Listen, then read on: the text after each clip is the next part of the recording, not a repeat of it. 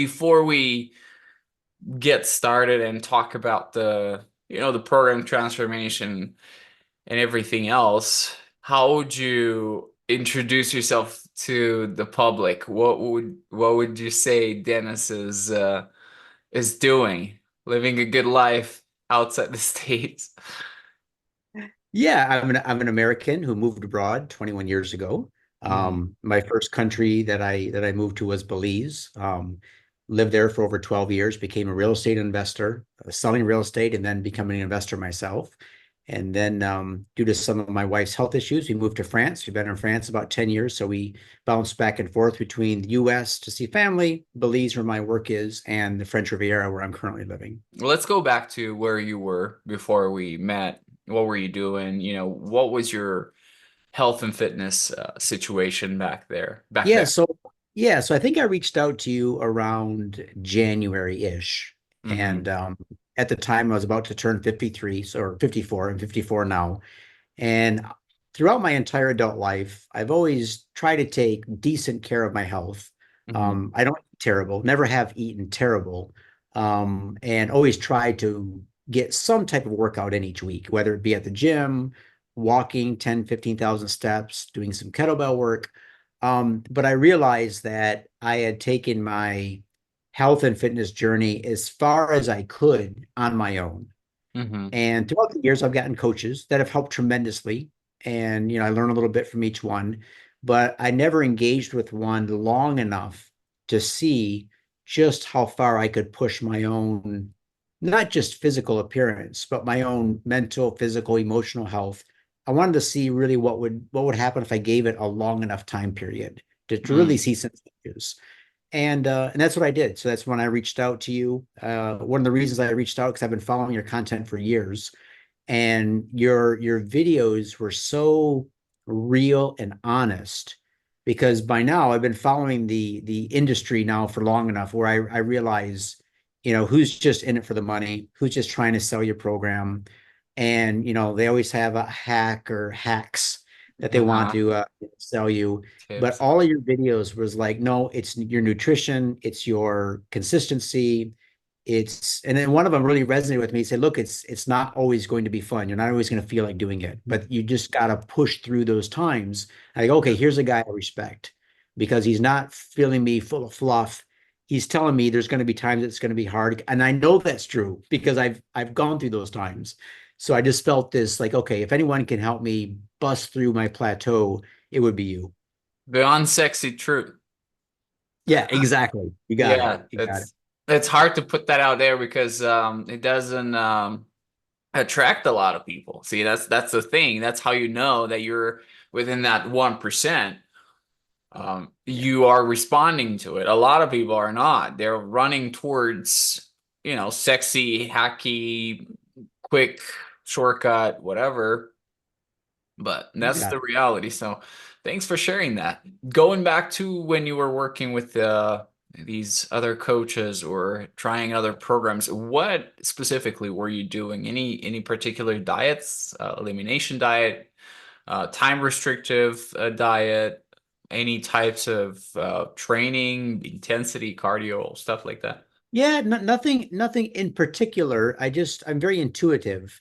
So, Hmm. for example, I did keto for a while, and Okay. I found that keto was too restrictive with my lifestyle, and I enjoyed the mental clarity I got out of it. I really felt clear mentally, but I'm very social, and social meals and dinners out and evenings with friends is very important to me. And I wasn't willing to limit myself to a keto diet or any other type of diet that was so restrictive. It just was not going to work for me. Mm. Um, I've been following more or less the 80-20 principle for the past, 5 to 10 years, where 80% of my time when I'm eating and drinking, I'm don't want to say I'm eating nutritious food, but I'm eating more clean for me. I'm eating what makes me feel good. And then 20% of the time, I'm going to allow myself the French fries and cheeseburgers, and I'm not even going to worry about it. So, but I try to keep that ratio. I try to keep that ratio rather than having it too skewed the other direction. Right. Okay.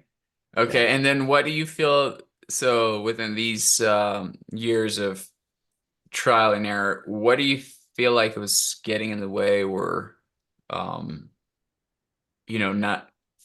not helping you move faster with your progress?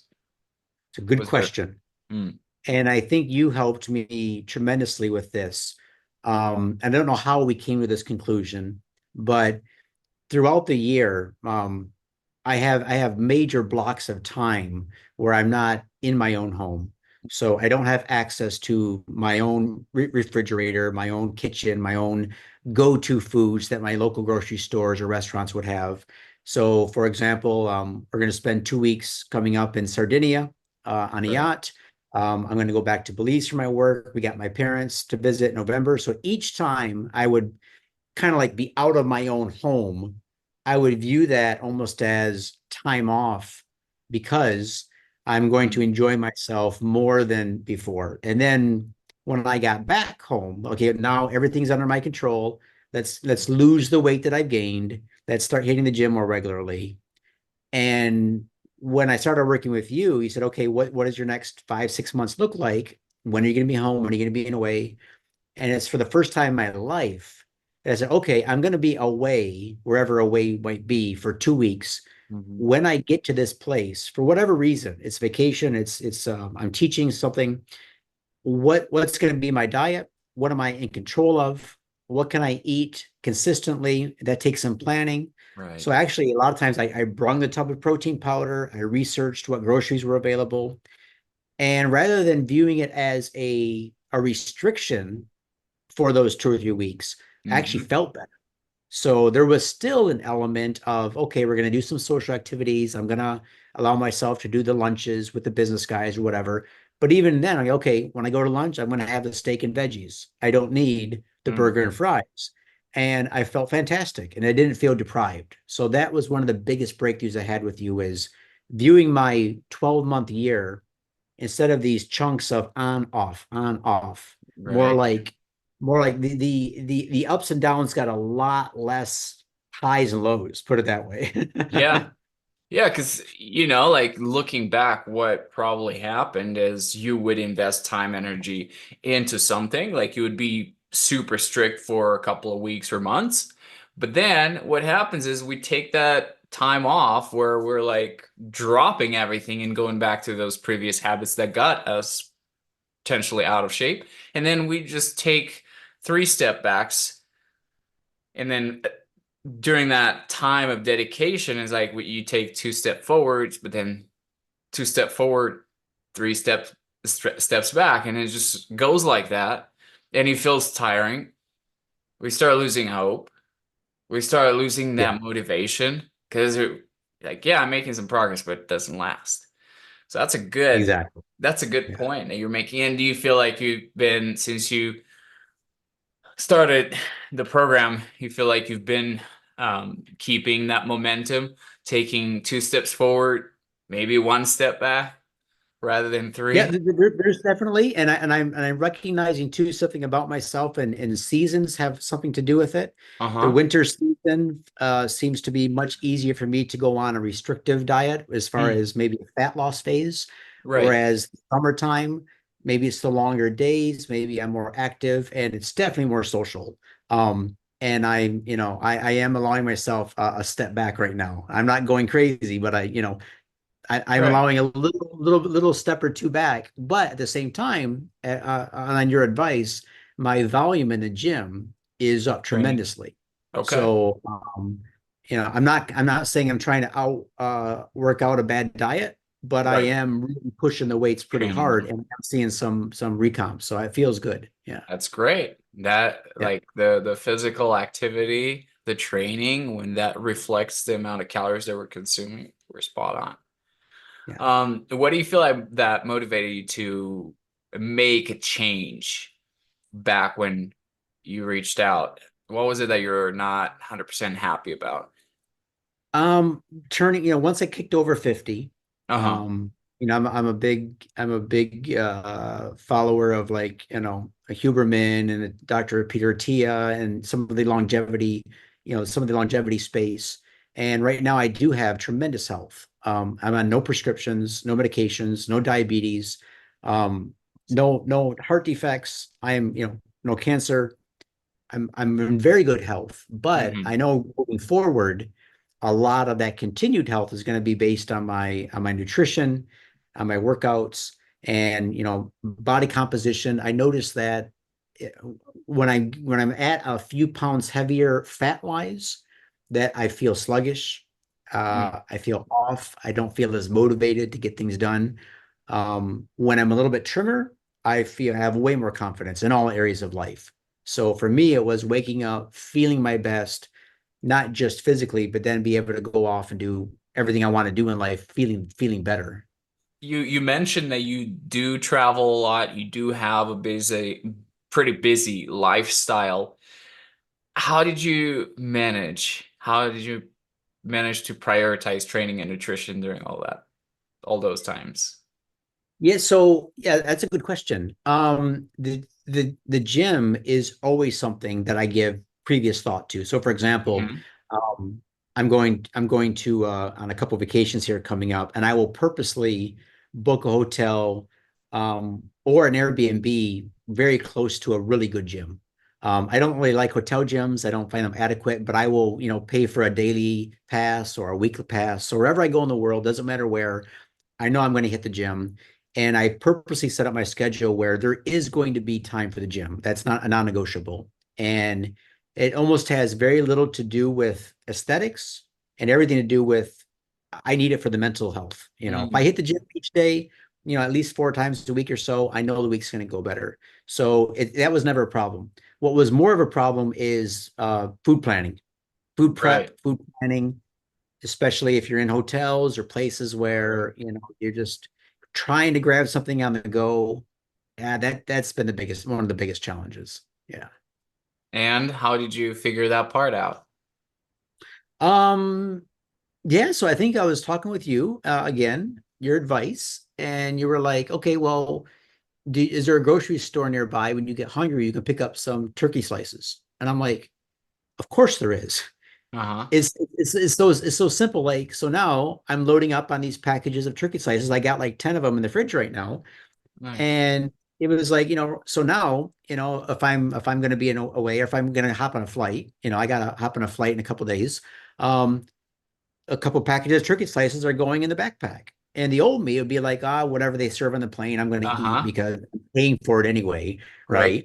So dinner rolls and butter and rice and I'll feel like crap, or I can just pull out my turkey slices and yeah, I still might have a couple bites of what they serve, but little things like that. What else can I say about protein and Greek yogurt? I bring a Mm, tub of protein out wherever I go, throw out my luggage, and then when I get to my Airbnb, I'll buy 10 Greek yogurts, and then every morning that's my breakfast. Scoop away, maybe some raspberries, mm. 250 calories with like 40 grams of protein, and I can't get any better breakfast than that. So for me, Yeah. yeah. That's definitely some good strategy and good advice because I would say a lot of people are very confused when it comes to this. And well, now you're basically the living example of that entrepreneur that travels and, has sometimes quite a hectic schedule. Would you say that's accurate? Yeah, yeah, yeah, Yeah. for So sure. there are a lot of guys that we work with and they say things like, I'm too busy. I don't have time to work out. I don't have time to eat healthy. What would you say? Because you are doing it, no. You have been doing it. You have been getting results. What would you say to that individual who brings up these excuses and allows these excuses to keep them from making progress? Yeah, so there's a couple of things on that, especially because I know you work with a lot of entrepreneurs. And if you can afford it, I know not everyone can, um, if you can afford it, try to see where you can throw a little bit of money at a problem and almost solve that problem. So, for example, I get meals delivered to my house once a week. I know Mhm. there's several places in the states that do this now. You can have meals delivered with your exact macros if you're going for a protein or keto or whatever. If that works for you, have your meals delivered, have your meals prepared. Mhm. Um, Find someone in your area, ask around at your gym who cooks, and then have them deliver your food every Sunday night for the next week, something like that. If you can throw a little bit of money at the problem, or if you're an entrepreneur and you can offload just some stuff like housekeeping, if you can have a housekeeper come in your house twice a week for an hour each time, that saves you from cleaning for 3 or 4 hours, use that time for the gym.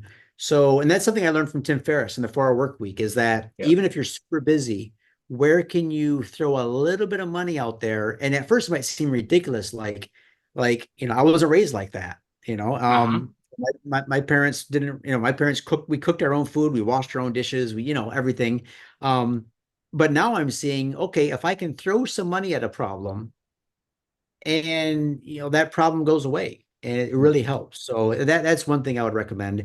Another thing I recommend is if you say you really don't have time, you may not have time right now, but I have a huge set of kettlebells sitting here in my living room. And through the pandemic, when I couldn't go to the gym for a year and a half, I have 4 kettlebells and I got in the best shape of my life just doing, basically full body workouts with these kettlebells. And I don't have to go to the gym. I don't have the transport there and back. Mhm. So I think there's ways around this whole I don't have time thing if you really kind of got creative. That's a mindset right there, baby. Yeah. That's awesome. Yes, that's because it does happen a lot. And when you say throw some money, I would probably personally for me to sound better, I would even say invest some money or Yeah. buy your time back. That's it. Because at Yeah. the end of the day, we work so hard, like we put in all the hours, invest in relationships, do the freaking work to make more money, but then, how do we get our time back? Yeah. That's Eh, it. That's it. like, what's the point of making a lot of money if we don't leverage it for our good? Let's talk about progress that you have made so far. Would you mind talking about it? No, 100%. I'm an open book.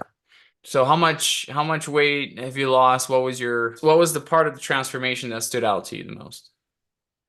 Okay, so let me just give you a quick 30-second going back to 2019. 2019, I was able to take part in a really cool creative project that lasted a year.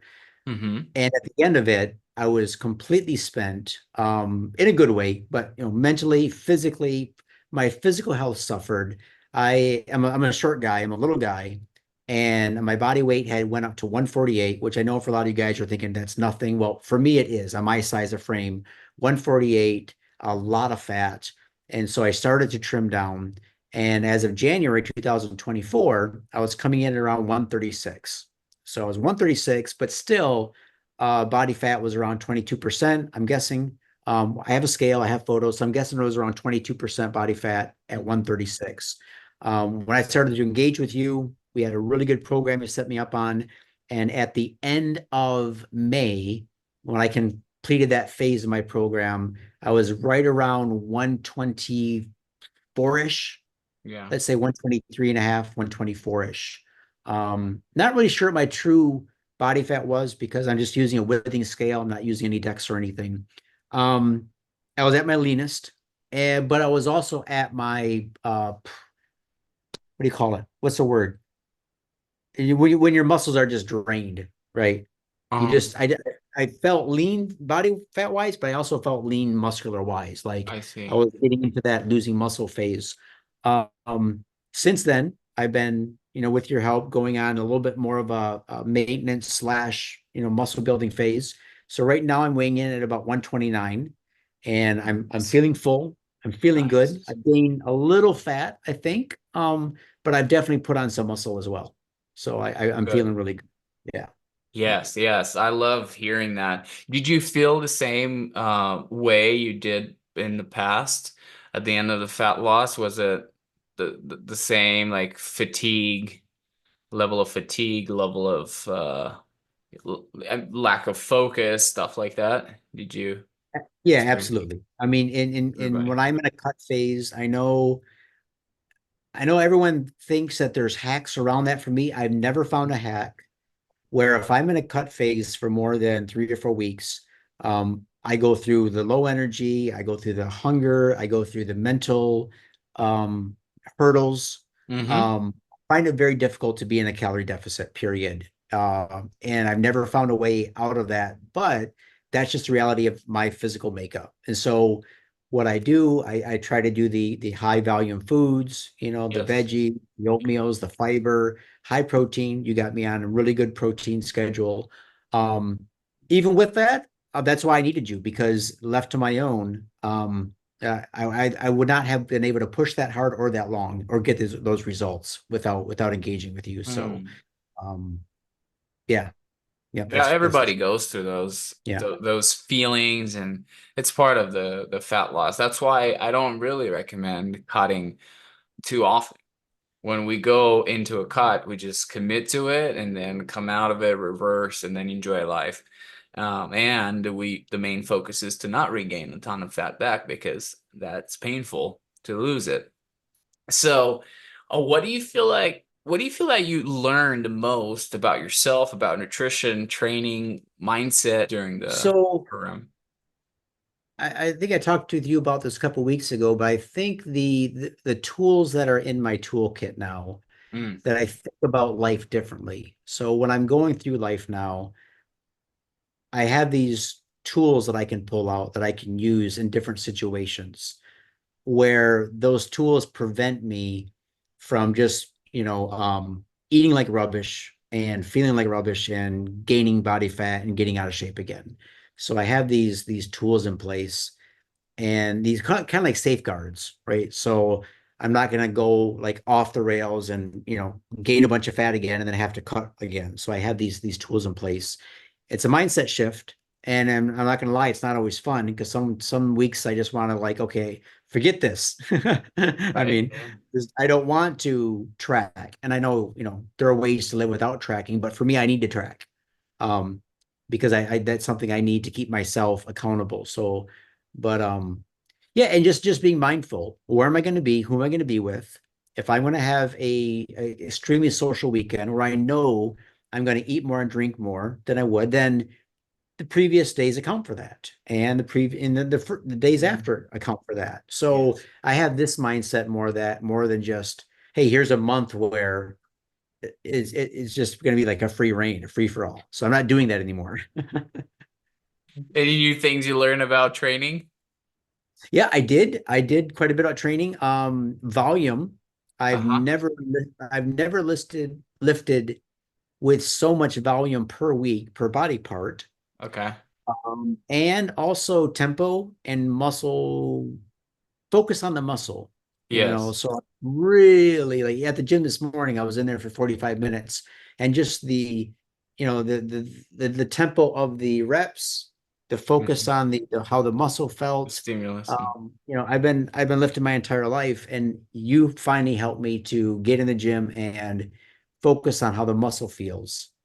And I've never been able to do that. I've always looked at the weight of the bar because I'm a small guy. I've always, like, thought people were looking at me. People aren't looking at me. People could care less, Yeah. what pin the stack is in. So now I'm just like, I don't care if it's 10 pounds. If that's what I need to use on exercise to get the muscle feel, I'll use 10 pounds. I'll use 15 pounds, and I don't Mhm. care anymore. And that really helped me out. Yeah. So, well, speaking of that, right? I go to this, we moved to a new location and I'm like walking distance from the gym. But this gym that I'm going to has this lovely hack squat that I really enjoy that allows you to go into that depth of squat. And it's a challenging exercise. And all these big boys put like 45-pound plates and they just do the exercise half range of motion pretty much. And I'm showing up and I put 125 on each and everybody's like staring at me like, how is this guy so big-ish? And how, what? Like they couldn't make sense of it. Hmm. But right now, my quads, this exercise was yesterday. Right now, my quads are like throbbing sore. So it's a good thing. It's new stimulus because I haven't had access to that machine. But again, like I didn't have to break my knees or hips. I just went super, super, I mean, kind of light for me. But that allowed me to go through that full range of motion, to hold that stretch at the bottom, to do things that actually stimulate and are effective for muscle hypertrophy. So that's a good point there. What do you feel like are some new things, if there's anything new that you can do in your life right now, as a result of the progress that you've made? New things I could do, or just real more like The realization. upgrades, the life upgrades that you got from it. Uh, Number one is much more confidence, Mm, much more confidence in how I want to show up to in every area of life. How do I want to just show up, period. mm, Whether it's be in my business, support of my congregation, support of my friends, support of my family. How do I just want to show up and walk in the room, when I'm called upon to do something. And I have that confidence now. So it's helped tremendously. Yeah. beautiful. Now, going back to our friend who's an entrepreneur who, wants to get in shape, let their health kind of stagnate or go backwards because they had to take care of the business and, grow their company, be with their family. They realized that they had to make a change. They started making changes. They started working with coaches, nutritionists. They tried things, yet they yo-yoed Mm, many times. And in the yeah. process, they have lost hope. They have lost motivation, obviously, and they feel stuck. What would you say to that person? I would say they need a long-term accountability coach, trainer, someone that can hold them accountable long term rather than just a month or two till they get to that event that they're trying to diet down for, and then they're going to yo-yo. I know for me that was a big one. So, and really view it as more of a lifestyle. And also, here's a big one for me, because at times I just wanted someone to hear how difficult it was. Yeah, I Hmm. just wanted to jump on a Zoom call with you and say, bro, man, I'm going to go to McDonald's tonight. And I just wanted someone to say, yeah, you know what, dude, go for it. Just have a couple Big Macs, down the fry, do whatever you want, because this is life, without being like, no, no, go for the egg whites. You can do this, stick with it. It's like someone who realizes that life is meant to be enjoyed, and you're going to have days and weeks where you just don't want to do the push anymore, but who Yeah. helps you to go, you know what, that's great, but that's not going to be the way you're going to live your life either, because then you're going to be fat and miserable and out of shape. So someone to recognize, like, I'll give an example. I don't know if you want to talk about alcohol and wine at some point, Okay. Go for it. but it kind of goes into it. I know, most trainers, and I'm not going to argue the pros and cons of wine drinking or a little bourbon now and again, because Right. there's massive information out there on all that kind of good stuff. But for me, um, for 30 years, 35 years, I've enjoyed wine. It's been my hobby: wine, food, conversation, dinners out with friends. And so if you were to tell me, in order to get in good shape and lose weight, you can't drink any wine, I'd be like, well, fine, I'm not going to do it, because that's not who I am. Yes. That isn't a trade-off for me. And I've gotten the best shape of my life having 2 glasses of wine a night. And we were open and honest with each other about this. And some may say, yeah, it's got other issues too. Like, I get it. But for me, I am living the life I want to live, and I'm in good shape, and I can still allow myself to have a couple glasses of wine, which I feel is just part of who I am. Uh-huh. And so I think it's important for entrepreneurs to realize that too, because you have an entrepreneur who's got a high stress job, and they don't need to be beating themselves up over not having the perfect diet, the perfect program, Okay. missing a workout, Yes. going out with some boys on Friday night, having a couple beers. They want to do that. Figure a way with your coach to put that in the program, and of course, everything in moderation, right? But use that. Be honest with who you are, and otherwise you're just going to fail, because you're going to restrict everything for a time, and it's going to work like gangbusters. And then you're going to get tired of of the deprivation, if you want to call it that. So yeah. Yeah, and full disclosure, you were like the example, like you were having a glass of wine or two every night, right? And you were like, you learn how to track it, how Yep. to fit it in, Yep. and Yep. you still made progress. Absolutely, man. No, I could have made more. I could have made more if I didn't, but at what cost? And I'm Exactly. not I'm not a board model. I'm not, out there, using my body as a as part of a what do you call it? A sport. I'm Right. not out there, my goal isn't to be a public performing athlete. My goal is just to feel the best I can feel. And Hmm. with my lifestyle, and that's what I've achieved. Who do you think the program is for, and who do you think the program is not for, in your personal opinion? To be honest, I think it's for more people than your. I mean, you choose who you want to work with because you're very limited for your one-on-one. So I get it, but I think more people will benefit from working with you than just high-performing entrepreneurs. Hmm. And because you have a gift and you really can help people. So whether or not they have their own businesses or traveling all the time, around flights all the time, that's one type of lifestyle. But it's for someone who has tried things in the past and failed, or maybe tried and got limited success, but Hmm. now they're ready to commit for an extended period of time, and it's a real commitment, which I think people need. I need it. It's a real commitment. I think if you're ready to commit and you're ready to see some results, and not just see the results, because everybody can get results, learn the tools that you need so that at the end of the program, whatever that looks like for you, you can now have a path forward that'll Hmm. carry you for the next 5, 10, 15 years, and view this as an opportunity to change your life. Beautifully said. Beautifully said. Thank you for the feedback too.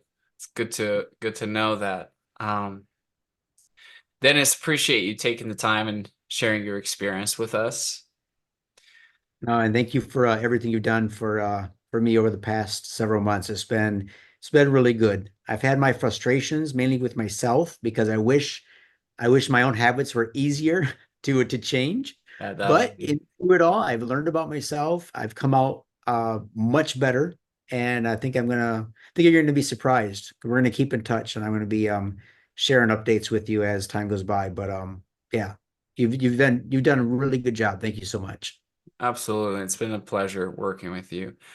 Where people can find you, Dennis, if they want to do deals with you, invest in real estate. Yeah, so just go to YouTube, type in Dennis K, Denniskay, and then Belize, the country of Belize. It's my YouTube channel. I mainly use that. And then through there you can find me, you can find my email, you can find my Instagram and all that. But Dennis K Belize on YouTube. Um, yeah, anybody looking to buy property offshore and invest offshore, let me know. I'm your guy.